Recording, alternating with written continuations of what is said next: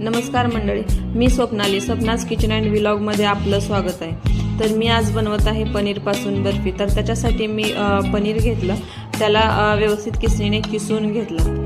त्यानंतर मीडियम फ्लेमवरती कढई ठेवून त्याच्यामध्ये ते पनीर किसलेलं टाकले आणि 1 वाटी दूध ॲड केले आणि त्याला व्यवस्थित मिक्स केलं। त्यानंतर 1 वाटी मिल्क पावडर ॲड केली, तेही त्यामध्ये व्यवस्थित मिक्स केली।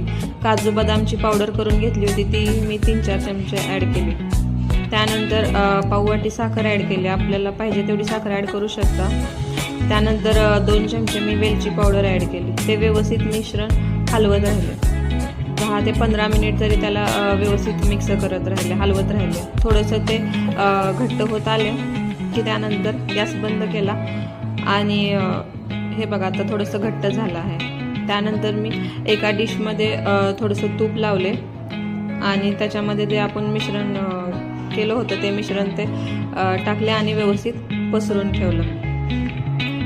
त्याला व्यवस्थित असं पसरवलं आणि त्याच्यामध्ये वरून पिस्ता लावून दिले। तर बघा हे मिश्रण मी 1 तासासाठी ठेवून दिलं, फ्रीजमध्ये ठेवलं तरीही चालेल।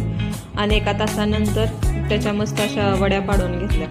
तर मस्त अशी एकदम पनीरची कलाकंदसारखी बर्फी लागत आहे, टेस्टी खूप छान आहे।